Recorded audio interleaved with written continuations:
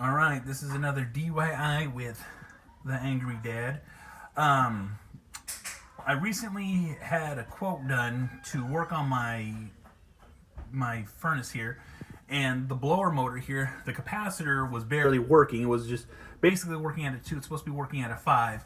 They quoted me at almost $1,200 to replace this one part. That one part right there cost $9 plus tax, so it came out to about $9.75. So, and like I said, I don't know how much the part cost. I followed the directions. I unplugged the furnace, which you always do. After you unplug the furnace, make sure there's no electricity.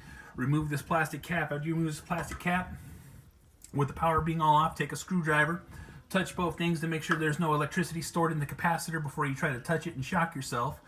And then after you do that, like I said, unbolt here, pull the wires out here. Remember how they go.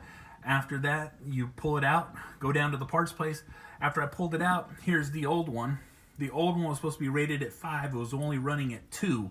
And so literally went from a $1,000 job to a $9 job plus gas for me to get down to my local appliance store. The local appliance store even tested this to make sure that it wasn't good. And after they tested it, like, oh yeah, it's no good. And after that, that's all I ended up doing.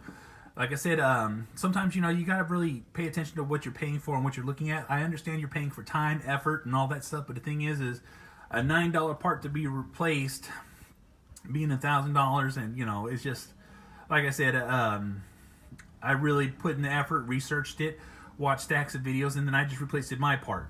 And like I said, all I did was just remove this plastic cap, which is super easy. After you remove this plastic cap, it's got 2 little clips. It literally slides into the top, and then that's it.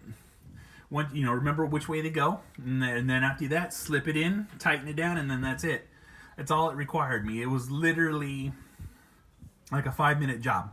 Didn't take me much. It took me longer to drive to the parts store and get the part than it did for me to, take it out and put it back in. So, don't be scared to try this stuff out. Like I said, really research it, look at it, see what you need to do, and that kind of stuff. You know what I'm saying? Because this wasn't this hard. Like I said, I literally unbolted this one bolt, didn't even take it all the way out. It slipped in, it slipped out, and then I just plugged it back in. After I plugged it back in, I'll tie it all back together, and then that's it. You know what I'm saying? Like I said, don't be scared to try to tackle something as easy as that to save you a lot of money.